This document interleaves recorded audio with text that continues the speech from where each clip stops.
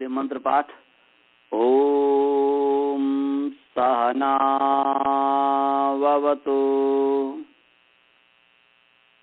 सहनौ भुनक्तु सह वीर्यं करवावहै तेजस्विनावधीतमस्तु मा विद्विषावहै। ओम शांतिः शांतिः शांतिः। येन धौता गिरः पुंसां विमलैः शब्दवारिभिः तमश्चाज्ञानजं भिन्नं तस्मै पाणिनये नमः।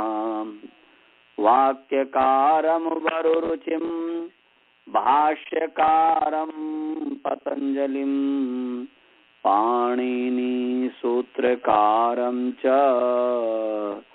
प्रणतोऽस्मि मुनित्रयम्। आप सभी का प्रथमावृत्ति पाठ में स्वागत है। भगवान की कृपा से, ईश्वर की कृपा से, सर्वव्यापक परमात्मा की कृपा से हम प्रथमावृत्ति प्रारंभ कर रहे हैं।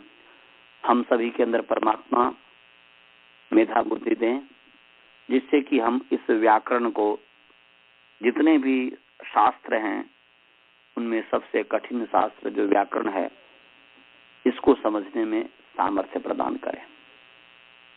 आइए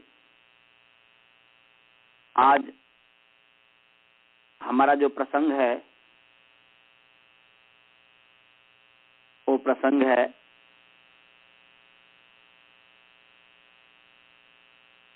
कि हमने भाग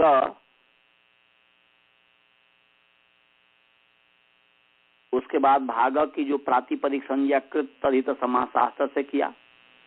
प्रातिपदिक संज्ञा होने से ज्ञाप प्रातिपदिकात का अधिकार चला। उस ज्ञाप प्रातिपदिकात के अधिकार में सौज समौट छस्ताभ्याम भिस गेभ्याम भ्यस गसीभ्याम भ्यस नसोसाम ग्यों सुप ये सूत्र आया। और इसका अर्थ है कि ज्ञंत आवंत और प्रातिपदिक से सु औजस इत्यादि जो 21 प्रत्यय होते हैं, यह प्रत्यय कहाँ हो तो प्रत्यय परश्च, यह प्रत्यय परे होता है तो प्रत्यय परश्च उसके बाद लिखना है। अब ये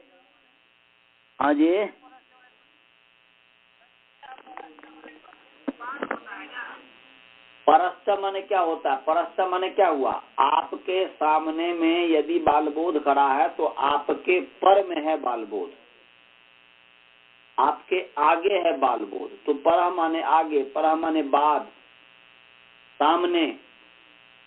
तो प्रत्यय कहाँ हो तो धातु के सामने हो, प्रातिपदिक के सामने हो, आगे हो, ये इसका मतलब है।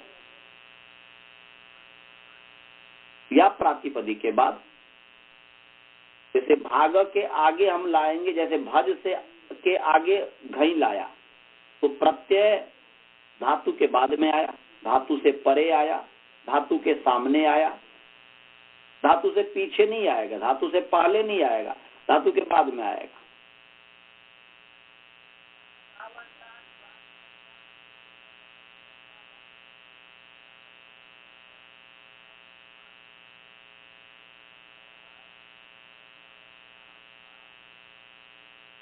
आप ठीक से अर्थ नहीं लिखे हैं। आप फिर मैंने लिखा था या तो एक साथ ज्ञंतावंत प्रातिपदिका, ऐसा लिखे आपकी नहीं? हाँ,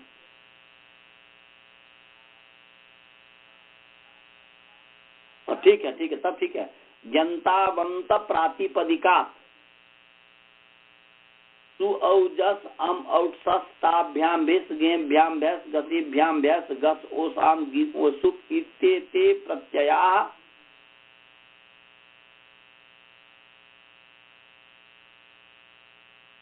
न तो आप उसको यदि एक सूत्र के वो भी आप लिखे होंगे, जो मैं दूसरा भी बताया था, आप यदि मान लीजिए वो तो पदच्छेद करके हमने बता दिया, आपको एक पूरे सूत्र ही लिखना है, तब तो बस ज्ञंतावंत प्रातिपदिका सौज समौट षष्ठाभ्याम भेष गेभ्याम भैस गसेभ्याम भैस गसोसाम ज्ञो सुप प्रत्यय परश्च भवति, ये हमने दिखाया होगा। सूत्र के हम सूत्र में कोई बिना बदलाव किए, जहां पर तदंत विधि था वहां तदंत विधि कर दिया ज्ञंत आवंत में, और इसमें भवती जोड़ दिया और कुछ नहीं अपना तरफ से किया। ये सूत्र को हमने केवल बिठा दिया, ये लिखाया होगा, ये भी ठीक है। उसी की व्याख्या हमने बताया।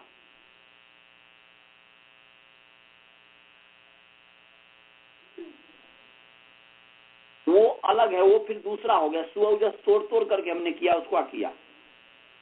हम यदि सीधे ज्ञंतावंत प्राति, पहले समझिए, ज्ञंतावंत प्रातिपदिका स्वौज समौट षष्ठाभ्याम भेषभ्याम भैस गसेभ्याम भैस गसोसाम ज्ञो सुप प्रत्यय परश्च भवति। एक तो ये हुआ, इस सूत्र के आधार पर हमने इसमें केवल भवती जोड़ दिया, और ज्ञ और आप में तदंत विधि जो होना चाहिए, प्रत्यय ग्रहण तंत्र ग्रहणम यस्मात् सब प्रत्यय विहितः सदादित तस्य ग्रहणम भवति, केवल तदंत विधि कर दिया और कुछ हमने नहीं किया। वो आप लिखे होंगे तो ठीक है, वो पर वही मस्तिष्क में पहले आना चाहिए। उसके बाद व्याख्या आप कर दीजिए ना। आपको जितनी भी आपके मुख से वो मूल समझ लेते हैं, उसके बाद अपनी भाषा में जैसे व्याख्या करनी है कीजिए, परंतु वही मूल के आधार पर ही होगा। कोई कल्पना नहीं, इमेजिन नहीं किया जाएगा। इसका हिंदी में अर्थ हुआ कि ज्ञंत आवंत प्रातिपदिक से स्वादि 21 प्रत्यय होते हैं और वह परे होते हैं। माने ज्ञंत आवंत स्वादि 21 प्रत्यय परे होते हैं।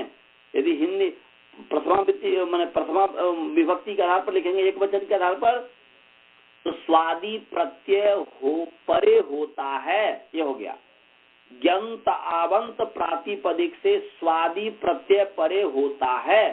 स्वादि माने पूरा, सु आदि अवयव है जिसका, तो ये 21 प्रत्यय का आदि अवयव सु है, इसलिए स्वादि हो गया।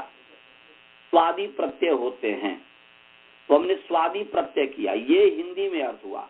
अब इसी को जो है बहुत सारे हैं तो अपनी भाषा में बोलेंगे, लौकिक भाषा में तो क्या कहेंगे, सु ज्ञंतात आवंतात प्रातिपदिकात च सु औजस अम औटभ्याम भेष ङेभ्याम भ्यस ङसीभ्याम भ्यस ङस ओस आम ङी ओस सुप इत्येते प्रत्ययाः परे भवन्ति। परे हो जाएगा, क्योंकि जब प्रत्ययाः बहुवचन आपने किया तो परह का बहुवचन क्या होगा, बोलिए। परह सर्वनाम है, जैसे सर्वः सर्वौ सर्वे, तो परह परौ परे बहुवचन होगा, तो इत्येते प्रत्ययाः परे भवन्ति। समझ में आ गया? हेलो, हाँ, इत्ते, क्योंकि प्रत्ययाः जब भी बहुवचन आपने किया तो परे हो जाएगा, तो इत्येते प्रत्ययाः परे भवन्ति। आगे चलें,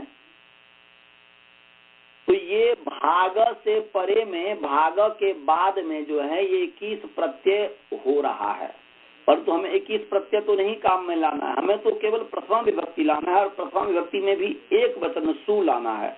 तो उसके लिए प्रक्रिया क्या है, इसको पहले आप बांटिए, क्या कीजिए, इसको जो है विभक्ति विभाग कीजिए। तो हमने कल बताया था विभक्तिश्च, विभक्तिश्च, ऊपर में इससे सुपह तिंगह की अनुवृत्ति आ रही है, त्रिनी त्रिनी की अनुवृत्ति आ रही है, तिंगह त्रिनी त्रिनी से तिंगह त्रिनी त्रिनी की अनुवृत्ति आ रही है, और सुपह की अनुवृत्ति आ रही है। तो क्या अर्थ हो गया, सुपह सुपह तिंगह त्रीणी त्रीणी विभक्ति संजकानी भवन्ति। ओहो, इसका मतलब ये हुआ कि आपको नहीं कल समझ में आया। मैं बोल रहा हूं त्रीणी नपुंसकलिंग है, तो फिर विभक्ति को नपुंसकलिंग में बनाइए ना, विभक्ति संजकानी भवन्ति। संजकानी जोड़ दिया कि नहीं। और यदि विभक्ति स्त्रीलिंग है उसके आधार पर करेंगे तो यहाँ पर तीसरा तीसरा कर दीजिए, क्योंकि विशेष विशेषण में समान विभक्ति होती है। यल लिंगम यद वचनम याच विभक्ति विशेषस्य तल्लिंगम तद वचनम सैव विभक्ति विशेषणस्यापि। जो लिंग, जो वचन, जो विभक्ति विशेष्य का के होते हैं, वही लिंग, वही वचन, वही विभक्ति विशेषण के भी होते हैं। तो जब अर्थात कहने का अभिप्राय कि विशेष विशेषण, आप यदि त्रिनी त्रिनी विभक्ति तो विभक्ति हो गया विशेष्य और त्रिनी त्रिनी हो गया विशेषण, तो तीन तीन विभक्ति, कितने विभक्ति? तीन तीन विभक्ति, तीन तीन जो है वो विभक्ति होते हैं। तो यहाँ पर त्रिनी त्रिनी जब विशेष, वहाँ विभक्ति जब विशेष है तो वो यदि स्त्रीलिंग है तो त्रिनी त्रिनी को आप बना लीजिए स्त्रीलिंग में, इसलिए तीसरा तीसरा हमने कर दिया था। और जब तीसरा तीसरा जब त्रिनी बहुवचन है इसलिए विभक्ति को भी बहुवचन में कर दीजिए विभक्तयः। तो हमने कहा था सुपस्तिंगश्च तीसरा तीसरा विभक्तयः भवन्ति, ऐसा मैंने बताया था।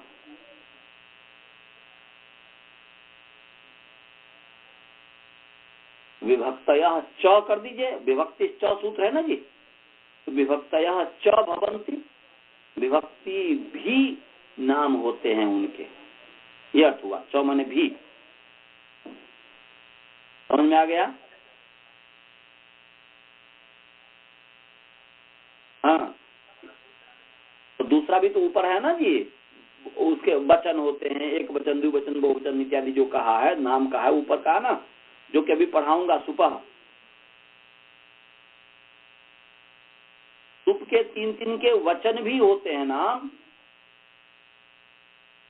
और विभक्ति भी होते हैं नाम।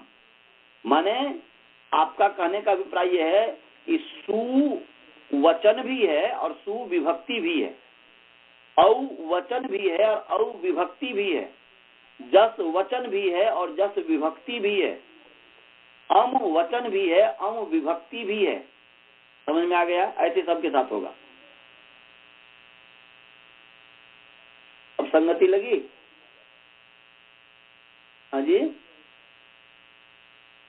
हेलो, हाँ, तो विभक्ति, तो ये जो है हमने पहले विभक्ति विभाग करना है। तो विभक्ति विभाग, विभक्ति च, ये तो सीधे कर दिया, सबका नाम विभक्ति है। सु विभक्ति, औ विभक्ति, जस विभक्ति, अम विभक्ति, औट विभक्ति, शश विभक्ति, टा विभक्ति, जितने भी है सब विभक्ति है। अब ये है कि सु औ जस का नाम कौन सी विभक्ति है, अम और सस का नाम कौन सी विभक्ति है, विभाग। इसके लिए भगवान पाणिनि जी ने कोई ऐसा सूत्र नहीं बतलाया है, परंतु उन्होंने व्यवहार किया है। कहा कर्मणि द्वितीया, कर्तृकर्म तृतीया, चतुर्थी संप्रदाने, अपदाने पंचमी, षष्ठी शेषे, प्रातिपदिकार लिंग परिमाण वचन मात्रे प्रथमा। अब ये प्रथमा विभक्ति, द्वितीया विभक्ति, तृतीया विभक्ति, चतुर्थी विभक्ति, पंचमी विभक्ति का नियम किया है कि ये हो जाए, ये हो, ये हो। अब जब विभक्ति का नियम कर दिया कि कर्म में द्वितीया विभक्ति होती है, ये नियम कर दिया, मतलब ये बता दिया, ये रूल बना दिया। यहाँ पर नियम माने वो नियम सूत्र नहीं, ये रूल बना दिया। तो अब इसका मतलब है कि जिस किसी का नाम द्वितीय विभक्ति है तभी तो द्वितीय विभक्ति कहा। तो अम और सत का नाम द्वितीय विभक्ति है। ये परंपरा, गुरु परंपरा उपदेश है ना, भगवान पाणिनि जी ने कौत्स इत्यादि ऋषि को बताए, अपने शिष्य को, उन्होंने अपने शिष्य को बताया, उन्होंने अपने शिष्य को बताया, बताते बताते बताते मेरे पास आया। मुझे आचार्य प्रद्युम्न जी, आचार्य सबसे पहले हमें आचार्य ब्रह्मदत्त जी ने बताया, फिर जो है आचार्य प्रद्युम्न जी ने हमें बताया, फिर आचार्य विष्णुदेव जी ने हमें बताया, आचार्य इसके पश्चात जो है आचार्य भोला झा जी ने हमें बताया। फिर जो है माने जैसे जैसे व्याकरण पढ़ते गए, आगे बढ़ते गए, तो ये तो सामान्य चीज है, ये तो सामान्य, पर तो बार बार तो बताया जाता ही है। तो हमारे जितने भी गुरु जी हुए हैं, हमारे व्याकरण के लगभग यदि आप गिनेंगे तो सबसे पहला हमारा व्याकरण गुरु जो है आचार्य ब्रह्मदत्त जी हुए, दूसरे आचार्य प्रद्युम्न जी हुए, जो कि स्वामी रामदेव जी के भी गुरु हैं, उनको भी पढ़ाए। तो वो आचार्य प्रद्युम्न जी हुए। तीसरे गुरु जी हमारे जो है, एक हमें जो लघु सिद्धांत कौमुदी की प्रेरणा मिली, वहीं से प्रेरणा मिली थी जब मैं काशिका पढ़ रहा था। तो वो हमारे बनारस में एक गुरु जी हैं हमारे, जो मार्कंडे ब्रह्मचारी जी थे, अब उनका शरीर शांत हो गया, करपात्री जी के गुरु भाई, धर्म संघ वहां पर है, तो धर्म संघ वहां पर मैंने पढ़ा, वो हमारे गुरु जी व्याकरण के हुए। फिर जो है हरिद्वार में जब आया तो मुक्तानंद जी मुझे महाभाष्य पढ़ाया, तो वो हमारे गुरु जी हुए। एक जो है पांडुरंग जी हैं, भी वो सन्यासी हो गए हैं, उन्होंने मुझे कुछ पढ़ाया जब हिसार में मैं था, वो हमारे गुरु जी हुए। फिर जो है दरभंगा यूनिवर्सिटी में पढ़ाया, उन्होंने मुझे डॉक्टर सुरेश्वर झा उन्होंने पढ़ाया, डॉक्टर भोला झा जी ने पढ़ाया नव्य व्याकरण, तो ये डॉक्टर मनसा राम जी ने पढ़ाया मुझे नव्य व्याकरण सिद्धांत कौमुदी। तो ये सब हमारे व्याकरण के गुरु जी हुए। तो ये गुरु परम्परोपदेश से, इससे जो है अब हमारे पास आया है जो भी ज्ञान, उस ज्ञान को मैं इतने गुरु जी से जो मैंने नव्य प्राच्य व्याकरण पढ़ा, वो मस्तिष्क में जो आया, ये आपको मैं दे रहा हूं। तो सुऔजस इति प्रथमा, ऐसा विभक्ति नियम विभाग कर देंगे, विभक्ति सुऔजस इति प्रथमा, अम औक्षस इति द्वितीया, ताभ्याम भिस इति तृतीया, ङेभ्याम भ्यस इति चतुर्थी, ङसीभ्याम भ्यस इति पंचमी, ङस ओस आम इति षष्ठी, ङी ओस सुप इति सप्तमी। तो ये विभक्ति विभाग हमने कर दिया। अब विभक्ति किया, विभाग क्या, तो विभक्ति नियम करना है। तो विभक्ति नियम करने वाला जो सूत्र है वह है प्रातिपदिकार्थ लिंग परिमाण वचन मात्रे प्रथमा। निकाल लीजिए ये सूत्र, प्रातिपदिकार्थ लिंग परिमाण वचन मात्रे प्रथमा। ये दूसरा अध्याय तीसरा पाद का 46 नंबर सूत्र है। हाँ, आज आवाज नहीं आ रही है ठीक से, मैं बोल रहा हूँ प्रातिपदिकार्थ लिंग परिमाण वचन मात्रे प्रथमा, ये दूसरा अध्याय तीसरा पाद का 46 नंबर सूत्र है। निकाल लिया? हाँ जी,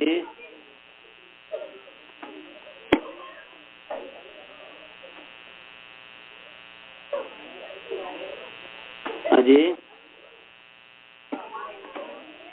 मिला? प्रातिपदिकार्थ लिंग परिमाण वचन मात्रे प्रथमा, ये जो है सूत्र है। सभी विद्यार्थी निकाल लिए जी? जी। हाँ, तो प्रातिपदिकार्थ लिंग परिमाण वचन मात्रे प्रथमा, तो सबसे पहले इसका पदच्छेद करेंगे। प्रातिपदिकार्थ लिंग परिमाण वचन मात्रे, ये अकारांत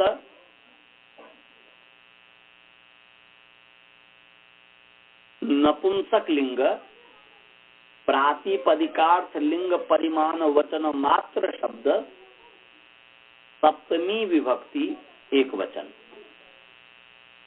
ये पूरा प्रातिपदिकार्थ लिंग परिमाण वचन मात्रे, यहां तक जो है विभक्ति एक वचन है। और आगे है प्रथमा। हाँ जी, हाँ, मात्र तो अकारांत ही होगा ना जी, अकारांत नपुंसक लिंग।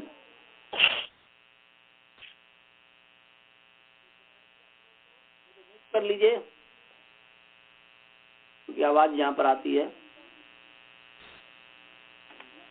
समझ में आया? तो प्रातिपदिकार्थ लिंग परिमाण वचन मात्रे प्रथमा, और प्रथमा जो है आकारांत स्त्रीलिंग प्रथमा शब्द प्रथमा विभक्ति एक वचन है। ये हो गया पदच्छेद। हाँ जी, प्रथमा आकारांत स्त्रीलिंग है ना जी, या प्रथमा प्रथमे, ये जो है इसकी सर्वनाम संज्ञा है। जगह प्रथम चरम तयाल पार्वती पहने मास्टर जो आप पढ़ेंगे तो प्रथमे प्रथमा ये सर्वनाम संज्ञा होती है। इसलिए तो सर्वनाम ऐसा भी कहते हैं, सर्वनाम स्त्रीलिंग प्रथमा शब्द प्रथमा व्यक्ति एक वचन। सर्वनाम स्त्रीलिंग जैसे माला है ना जी, सॉरी सर्वा, तो सर्वनाम स्त्रीलिंग सर्व शब्द है, ऐसे सर्वनाम स्त्रीलिंग प्रथम शब्द प्रथमा विभक्ति एक वचन है। प्रथमा प्रथमे दो बनता है। प्रथमा शब्द प्रथमा विभक्ति एक वचन है। मैं बोल रहा हूं माला, शाला, कौन सी विभक्ति है बताइए?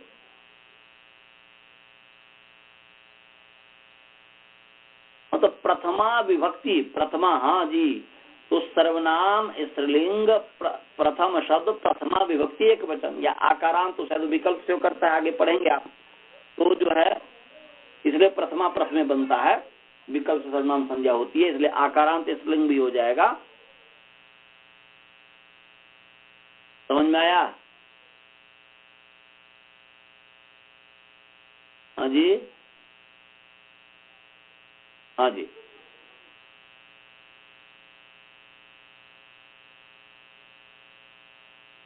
आगे चलें।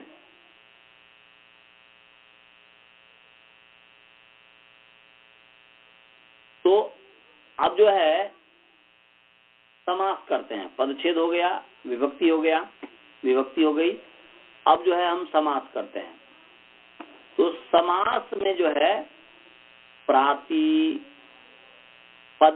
अर्थः इति प्रातिपदिकार्थः, ये है क्या जी?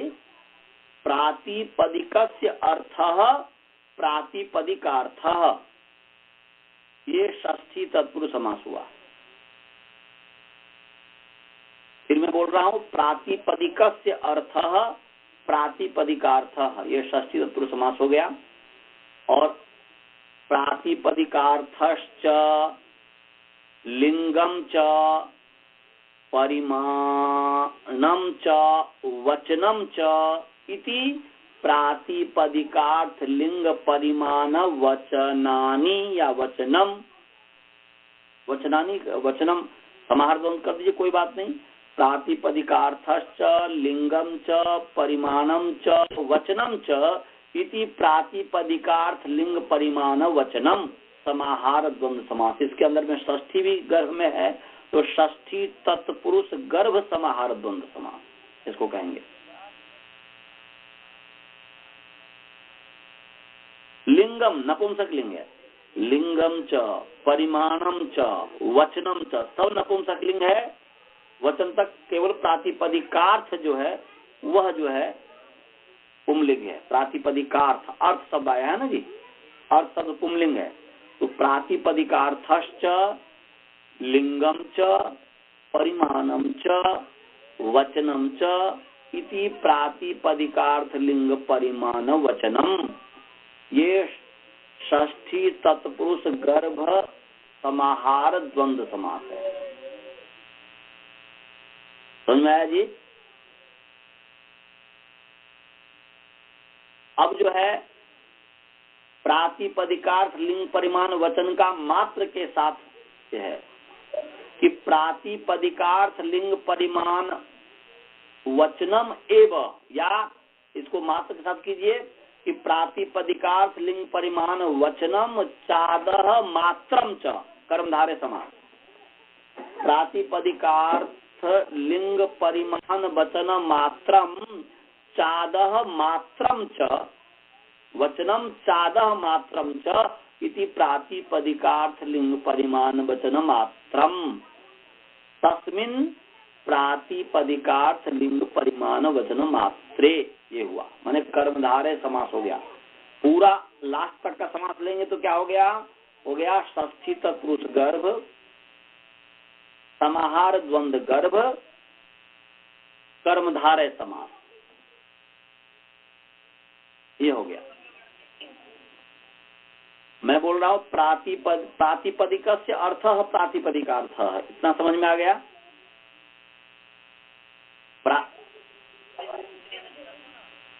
मैं बोल रहा हूं प्रातिपदिकस्य अर्थः प्रातिपदिकार्थः लिखे हैं कि नहीं?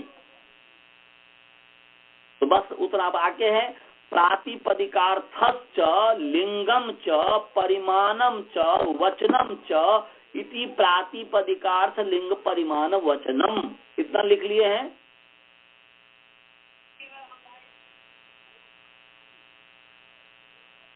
माने प्रातिपदिकार्थश्च, आप मेरे शब्द को आप सुनना चाह रहे हैं। मैं कह रहा हूं कि आपके सामने अष्टाध्यायी है, अष्टाध्याय को सामने मैं भी अष्टाध्यायी देख करके ही, मैं भी सूत्र को देख करके ही मैं कर रहा हूं। मैं सामने सूत्र रखा हुआ हूं और फिर उसका पर समास कर रहा हूं कि प्रातिपदिकार्थश्च लिंगम च परिमाणम च वचनम च इति प्रातिपदिकार्थ लिंग परिमाण वचनम।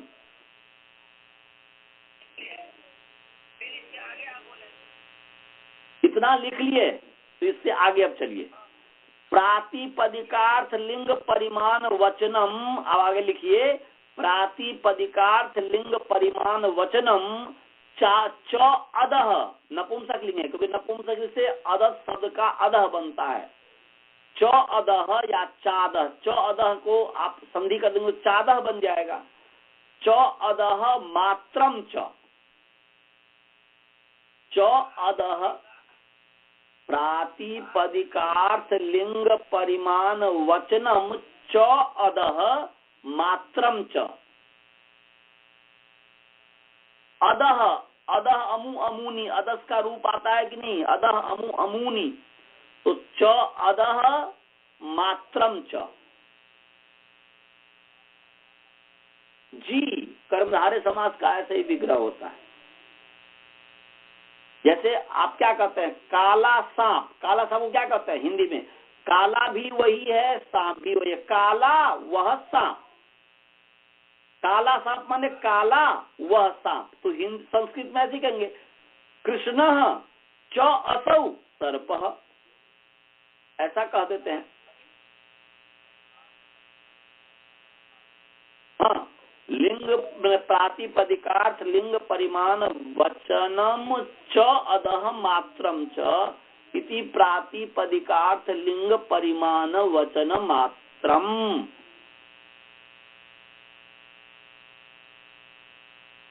इति प्रातिपदिकार्थ लिंग परिमाण वचन मात्रम।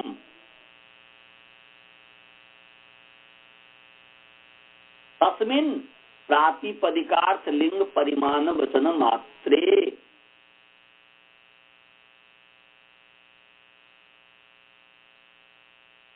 प्रातिपदिकार्थ लिंग परिमाण वचन मात्रे।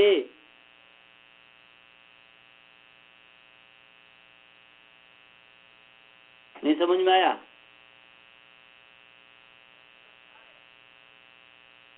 हाँ, लास्ट में जो वो कर्मधारय हुआ, लास्ट का जो है समानाधिकरण तत्पुरुष भी कह देते हैं उसको, कर्मधारय समास भी कह देते हैं।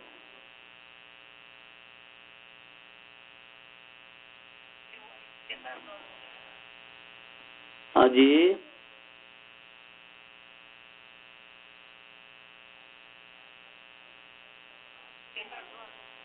हाँ, प्रातिपदिकार्थम च लिंगम च, माने प्रातिपदिकार्थ लिंग परिमाण वचन तक तो समाहार द्वंद्व हुआ क्योंकि एक वचन मैंने एक किया।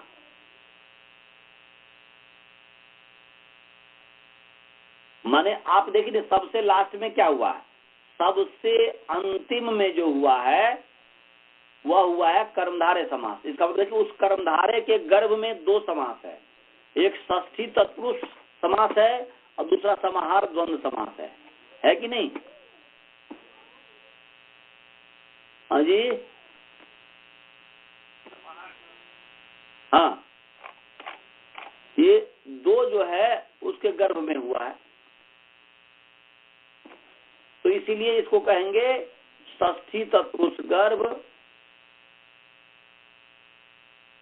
समाहार द्वंद्व गर्भ, कर्मधारय समास। समझ में आया? जी जी। तो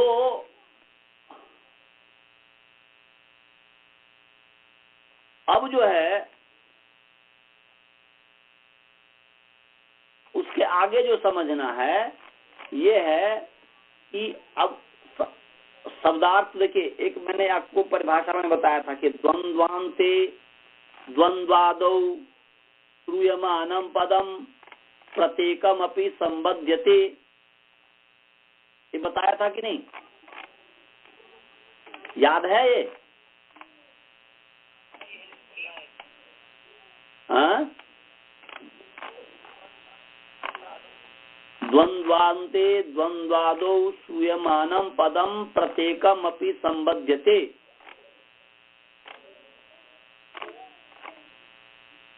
ये किया था ना जी?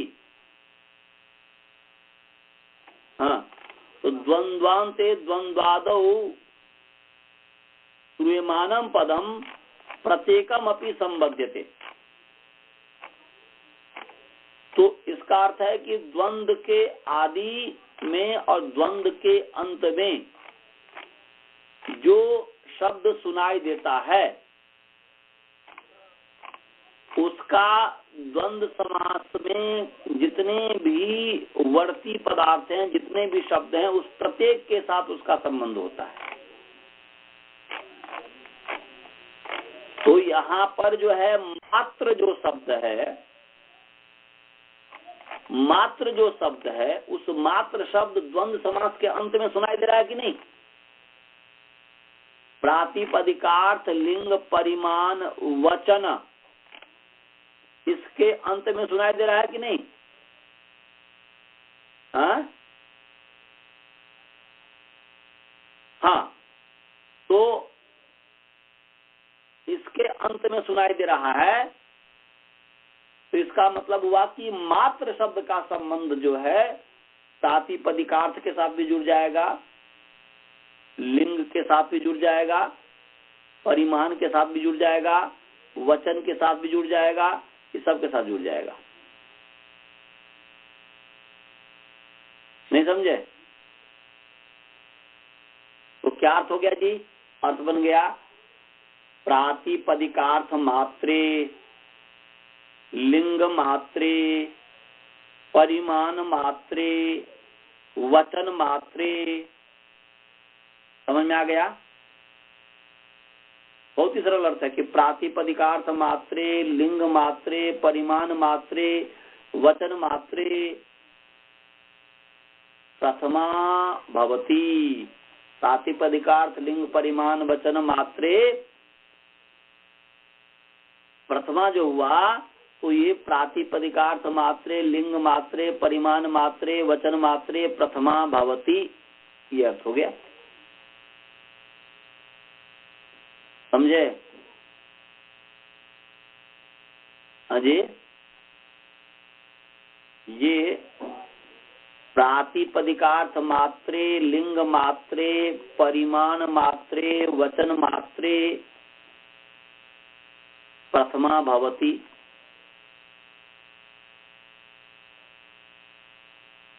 ये हो गया ना जी?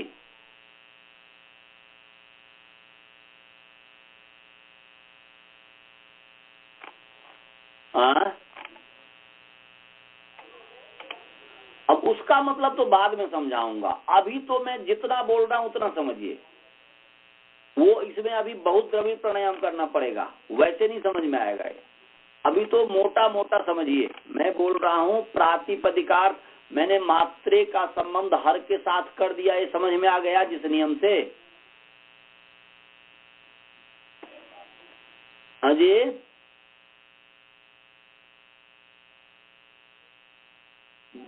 हाँ,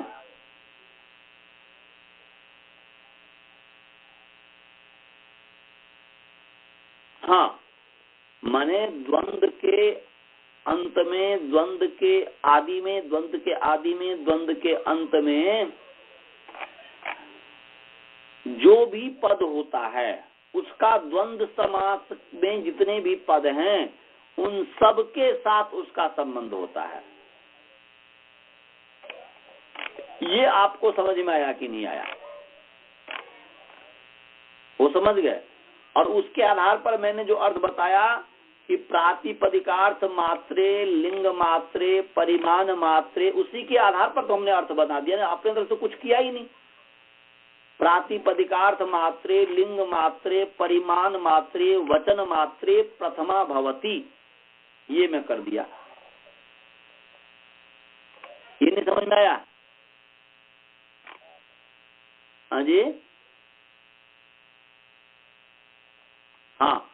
तो हिंदी में अर्थ हुआ कि प्रातिपदिकार्थ मात्र में, लिंग मात्र में, परिमाण मात्र में, वचन मात्र में प्रथमा होती है।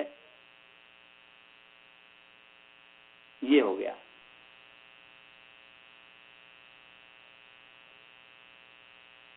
समझ में आया?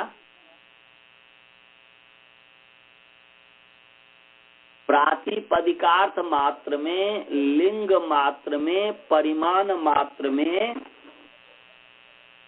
प्रथमा होती है। ये मैंने बस जितना अभी बताया उतने ही आप हमें बताइए कि समझ में आया कि नहीं आया, बस उससे ज्यादा नहीं। हाँ जी भाई जी,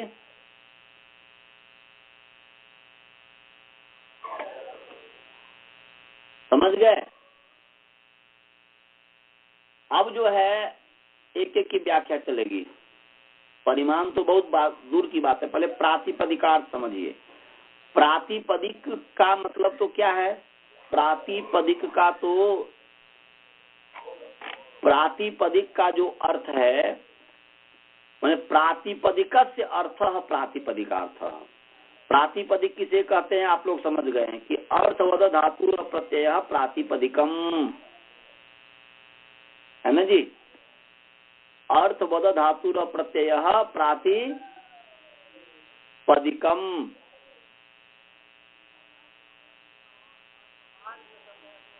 हाँ, धातु भिन्न, प्रत्यय भिन्न, प्रत्यांत भिन्न जो अर्थवान शब्द है उसका नाम प्रातिपदिक है। धातु भिन्न, प्रत्यय भिन्न, प्रत्यांत भिन्न जो अर्थवान शब्द है उसका नाम प्रातिपदिक है। इतना समझ में आ गया है? ये तो पहले समझा दिया हुआ हूं। तो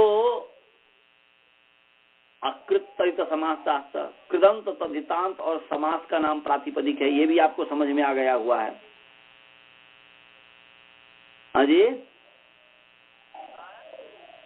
आपको ये भी समझ में आ गया हुआ ना कि कृदंत, तद्धितांत और समास जो है उसका नाम प्रातिपदिक है।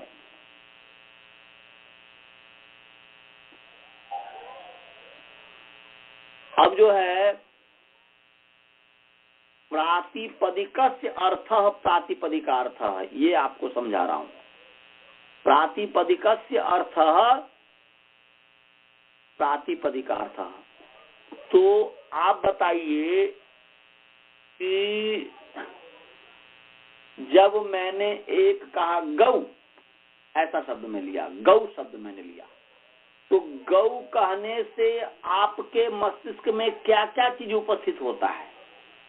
गाय कहने से जो जो चीज आपके मस्तिष्क में उपस्थित होता है, जो भी अंडरस्टैंडिंग होता है, जो भी समझ आता है, वह है प्रातिपदिकार्थ। तो आप ये बताइए कि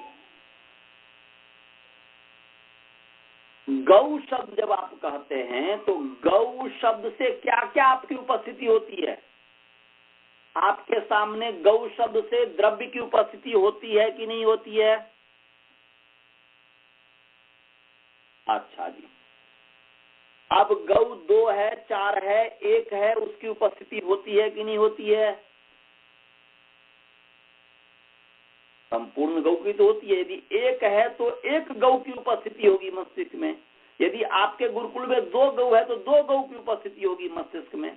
यदि 3 है तो 3 गौ की होगी, 10 है तो 10 गौ की उपस्थिति होगी, होगी ना? इसका मतलब है कि आप वो एक है, दो है, तीन है, उसकी भी उपस्थिति होती है, माने वचन की भी उपस्थिति होती है। वचन माने संख्या, संख्या की भी उपस्थिति होती है। जब आप गौ शब्द कहते हैं तो एक गौ है, गौ द्रव्य की उपस्थिति तो हुई हुई, अब दूसरा संख्या की भी उपस्थिति होती है कि नहीं होती है?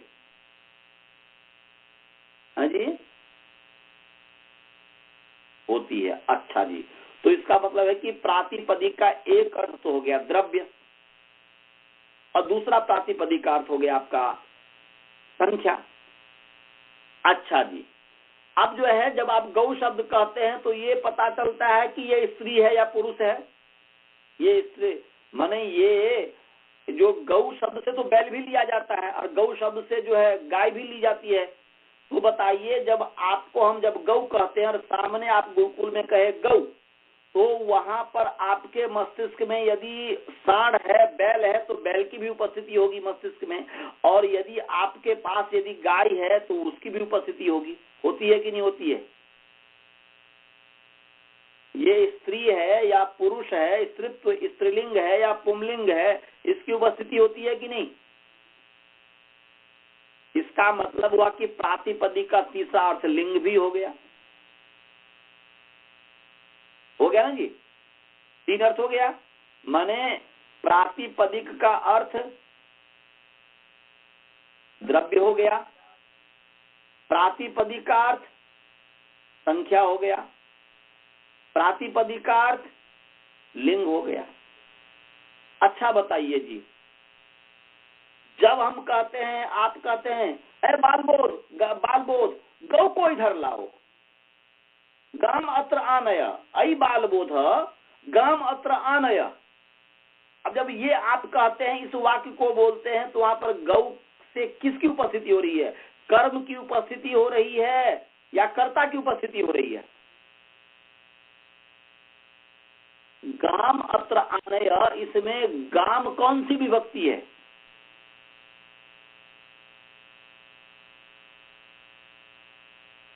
द्वितीया विभक्ति एक वचन है, और द्वितीया किसमें होती है? कर्म में होती है। तो गाम अत्र आनय, तो वहां पर गाम कहने से आपको कर्म की उपस्थिति हुई, और कहे बालबोध वो बालबोध तत्र गौ अस्ति पश्यतु, तत्र गौ अस्ति, तो वहां पर गौ अस्ति जो आप कह रहे हैं, तो वहां पर गौ से किसकी उपस्थिति है? कर्ता की उपस्थिति हो रही है कि नहीं? अस्थि क्रिया का कर्ता है गौ, है कि नहीं भाई जी? सब अस्थि क्रिया का कर्ता गौ है कि नहीं? गौ अस्थि, इसमें गौ करता है कि नहीं? और गौ अस्थि में गौ करता है, गाम आनय में गाम कर्म है, और गवे भोजनम देही, यहाँ पर गवे क्या है? संप्रदान है ना जी? हाँ जी। तो कहने का अभिप्राय है कि गौ शब्द कहने से, गौ जब आप कहते हैं तो कारक की उपस्थिति होती है कि नहीं? कर्ता कर्म इत्यादि, कर्ता कर्म करण संप्रदान अपादान और अधिकरण, इस कारक की उपस्थिति होती है कि नहीं? हाँ जी भाई जी, आपको समझ में आ रहा है?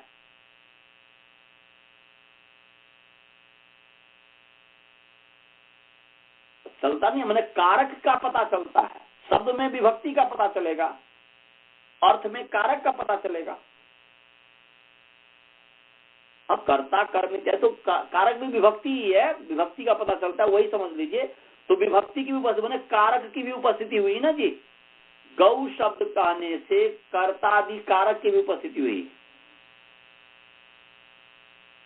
नहीं समझे? तो इसका मतलब कारक भी प्रातिपदिक का अर्थ है। तो कितने प्रातिपदिक अर्थ हमने आपको बता दिया? बहुत सुंदर। द्रव्य, संख्या, लिंग, कारक, हमने 4 बता दिया प्रातिपदिक अर्थ। अच्छा बताइए तो जी, आप जो द्रव्य, लिंग, संख्या, कारक जो प्रातिपदिक का अर्थ है, जिसके लिए आप गौ शब्द का प्रयोग करते हैं, तो बताइए आप गौ शब्द का प्रयोग भैंस के लिए क्यों नहीं करते? गौ शब्द का प्रयोग कुत्ते के लिए क्यों नहीं करते? गौ शब्द का प्रयोग आप ऊंट के लिए क्यों नहीं करते? गौ शब्द का प्रयोग आप गौ के लिए ही क्यों करते हैं? क्या उसमें कारण क्या है? उसमें कोई ना कोई कारण होगा ना जी।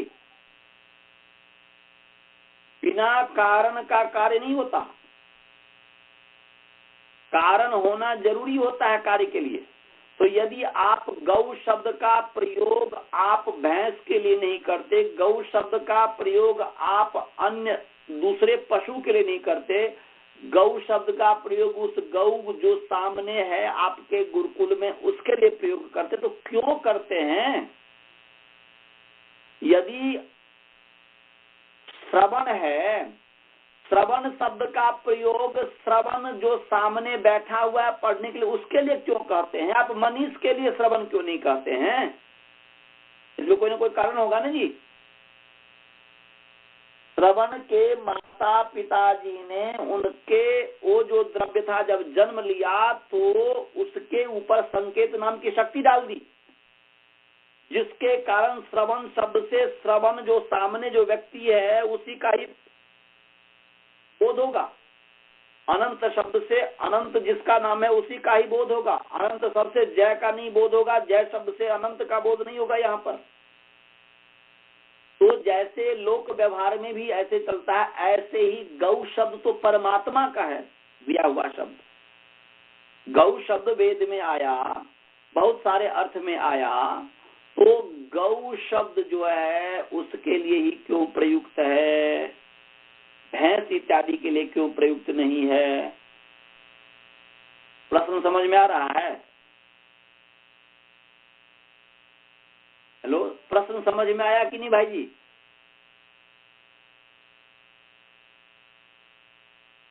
क्यों हुआ? कोई ना कोई कारण होगा ना जी।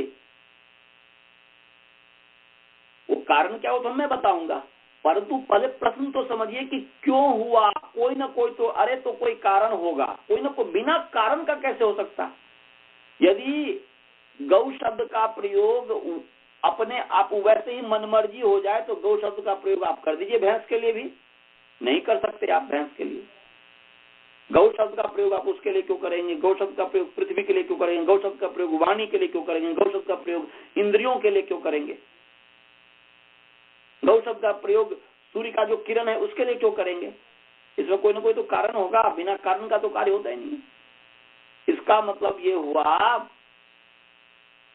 कि परमात्मा ने उस गो शब्द के अंदर शक्ति डाली हुई है, माने जिसको प्रवृत्ति निमित्त कहते हैं। माने जिस धर्म को लेकर के, जिस प्रवृत्ति निमित्त को लेकर के गौ शब्द का प्रयोग उस अर्थ के लिए प्रयुक्त होता है, उसके लिए प्रयुक्त होता है। जिस अर्थ और धर्म को लेकर के गौ शब्द का प्रयोग हम करते हैं, वह अर्थ धर्म प्रवृत्ति निमित्त कहलाता है। माने प्रवृत्ति का कारण गौ शब्द का सामने जो अर्थ है उसके उसमें प्रवृत्त होने का जो निमित्त है, जिसको कहते हैं गोत्व, गोत्व के कारण ही हम गौ शब्द का सामने वाले जो अर्थ है, द्रव्य है, उसको कहते हैं। गोत्व जब तक नहीं होगा उसके अंदर, गो शब्द के अंदर जब गोत्व शक्ति नहीं होगा तो तब तक जो है माने गोत्व के कारण गौ माने वो जो द्रव्य है उस द्रव्य में गोत्वपना है, गोपना है, जिसके कारण हम जो है गौ शब्द का उसके लिए प्रयोग करते हैं। तो जो गोपना जिसको कहते हैं, जैसे मनुष्यत्व है, बुद्धित्व है, मनुष्यता है, ऐसे ही गोत्व है। गोत्व गो शब्द का प्रवृत्ति निमित्त है, उस अर्थ में प्रयुक्त होने के लिए। समझ में आया जी? हेलो, गोपन जो है, गोत्व ही का नाम है गोपन। गो का जो होना, गोपन जो है वह गोपन के कारण ही तो गौ शब्द से गौ को कहते हैं। यदि गाय के अंदर गोपन न हो तो हम गाय कैसे कहेंगे उसको? मनुष्य के अंदर मनुष्यपन न हो तो उसको मनुष्य कैसे कहेंगे? मनुष्य रूपेण मृगा चरंती से कह दिया ना जी। मनुष्य के अंदर भी मानवता नहीं, उस मानवता के कारण ही मनुष्य को मनुष्य कहा जाता है। मानवता यदि मनुष्य में से निकल जाए तो मनुष्य में और पशु में कोई भी अंतर नहीं है, बस डिफरेंस केवल शरीर के आकृति का है।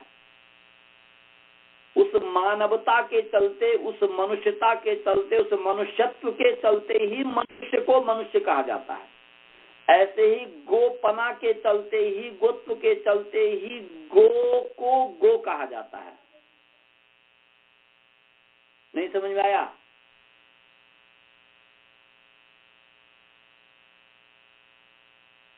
हाँ,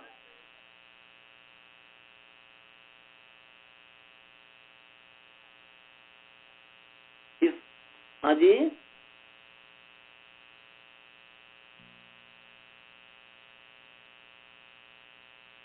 हाँ,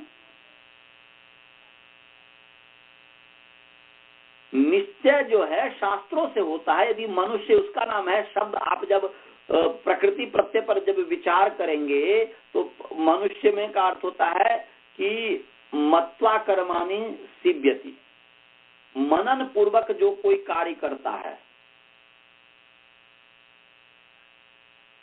गच्छति इति गौ, गच्छति इति गौ गम धातु से बना है। ठीक है, बहुत सुंदर, बहुत अच्छा आपने क्वेश्चन किया कि भैंस भी जाती है, गौ भी जाती है, परंतु यहाँ पर गौ जो है गोत्व जो लिया है, गोत्व शासनादि मत्व। गाय में और भैंस में अंतर यह है कि गाय में गलकंबल होता है, भैंस में गलकंबल, गाय में गलकंबल होता है। गाय में गलकंबल होता है, उसमें भैंस में गलकंबल नहीं होता। तो परमात्मा ने जो गाय, जिन जिन पदार्थ का नाम गौ है, उसमें जो गोत्व जब देखा, पृथ्वी का नाम भी गौ है, उस पृथ्वी में जो गोत्व देखा तो उसका नाम गौ रख दिया। गाय में जब गोत्व देखा शासनादि मत्व विशेष में तो उसका नाम गौ रख दिया। सूर्य के किरण में जो गोत्वपना देखा तो इसलिए उसका नाम जो है गौ रख दिया। चंद्रमा में गोत्व देखा इसलिए उसका नाम गौतम रख दिया। नहीं समझे? उसको इस रूप में नहीं समझ तो सत्ता समझ लीजिए। चलिए वो सत्ता समझिए, सत्ता तो समझते हैं।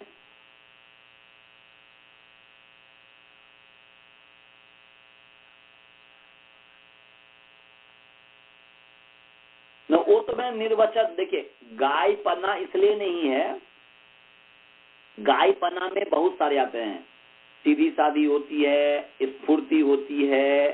हाँ, उसके दूध में जब पूरा 3 प्रकार के लक्षण होते हैं ना गाय के जी, स्वरूप लक्षण, तटस्थ लक्षण, व्युत्पत्ति लक्षण। तो मैंने व्युत्पत्ति लक्षण तो आपको बता दिया कि गच्छति दिगौ, वो तो अतिव्याप्ति दोष हो रहा है, परंतु शासनादि मत्वम गोत्वम, ये लिख लीजिए, शासनादि मत्वम गोत्वम। स्वरूप लक्षण जब करेंगे तो शासनादि मत्वम गोत्वम। हाँ, शासनादि, शासनादि मत्वम गोत्वम। अरे सा सौ दंत सौ आकार, सा आधा सौ, नौ में आकार ना, दो में रस्व आकार दी, शासनादि। शासना कहते हैं गलकंबल को, शासना माने गलकंबल। समझ में आ गया? मत्वम गोत्वम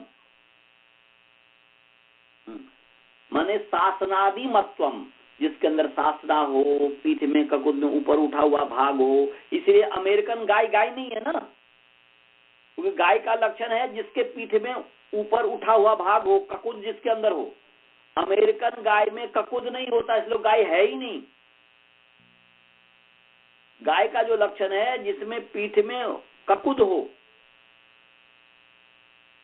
सासना हो। हाँ जी, आप तो दर्शन पढ़ने लग गए, मैं दर्शन अभी नहीं पढ़ा रहा हूं। आपको अभी ये समझना चाहिए, क्योंकि आप तो वैसे भेद तो समझते ही हैं, ये गाय है, भैंस को गाय नहीं कहते हैं। अब क्यों नहीं?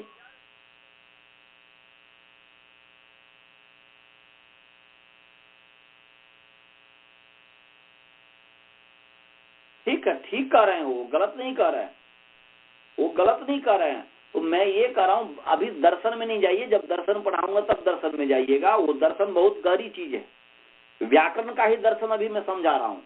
दर्शन का दर्शन समझाऊंगा तो फिर तो उसमें फिर और समय लगे, उसके लिए अलग से। वो तो आप व्याकरण पढ़ने के बाद भी आप लोग के अंदर रुचि होगी तो फिर दर्शन पढ़िएगा, वो दर्शन पढ़ा दूंगा। परंतु ये है कि आप उससे पहले जो है व्याकरण का दर्शन पढ़िए। अभी व्याकरण का दर्शन ये है कि आप व्यक्ति का व्यवहार में भी व्यवहार से समझिए ना, व्यवहार से मोटे रूप में समझिए कि गाय को गाय क्यों कहते हैं, क्योंकि गोपना जिसके अंदर वो गाय है।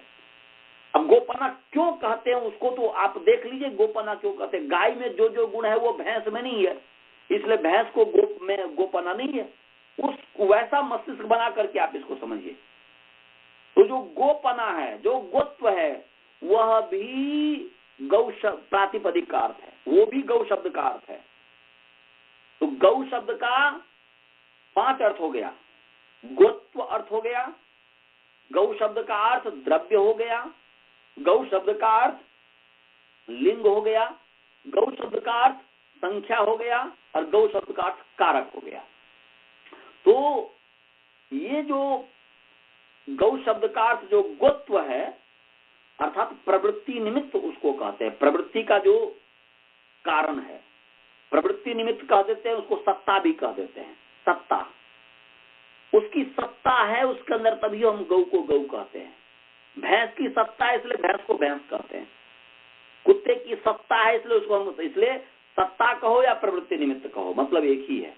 तो सत्ता या प्रवृत्ति निमित्त, द्रव्य, लिंग, संख्या, कारक, ये प्रातिपदिक के 5 अर्थ हैं। प्रातिपदिक के कितने अर्थ है जी? 5। कौन कौन से हैं?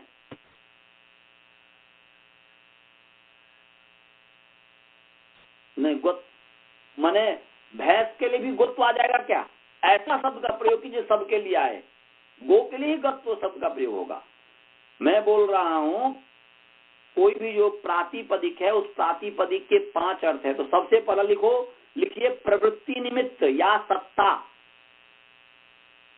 प्रवृत्ति निमित्त पहला है या सत्ता, दूसरा है द्रव्य, तीसरा है लिंग, चौथा है संख्या, 5वां है कारक। तो कोई भी शब्द बोलते हैं तो वो व्याकरण 5 समझता है। सामान्य व्यक्ति 5 नहीं जानता, वो भी है पर तो व्यक्त नहीं कर सकता वो सामान्य व्यक्ति। तो सत्ता, द्रव्य, लिंग, संख्या, कारक, ये 5 प्रातिपदिक के अर्थ हैं। समझ गए?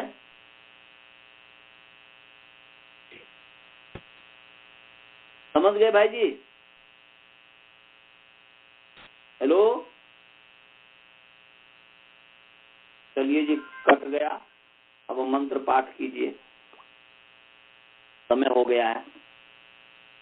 ओम पूर्णमदः पूर्णमिदं पूर्णात् पूर्णमुदच्यते पूर्णस्य पूर्णमादाय पूर्णमेवावशिष्यते। ओम शांति शांति शांति। अगला पाठ रविवार को रात्रि में, इस पर विचार कीजिएगा आप लोग को। आनंद जी, आप लोग को समझ में आ गया? जी आ गया सर। मैंने आप लोगों को ये बताइए, चाहे स्काइप में हो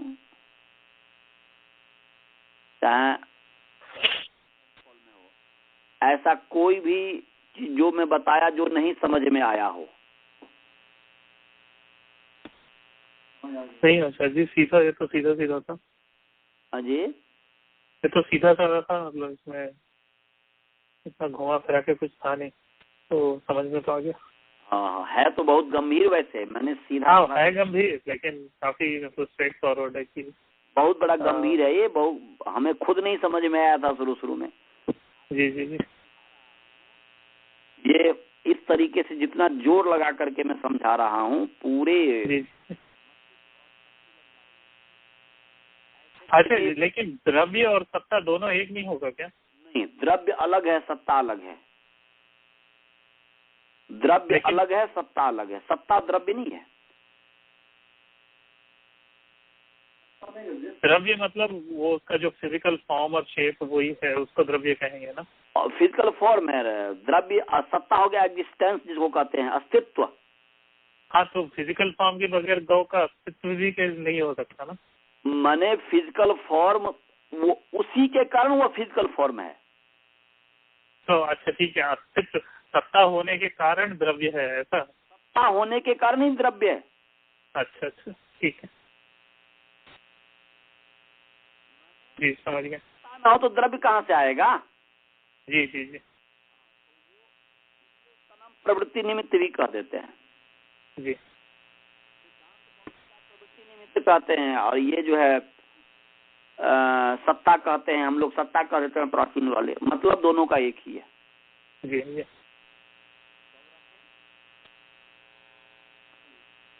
चलिए जी, सभी को नमस्ते। नमस्ते।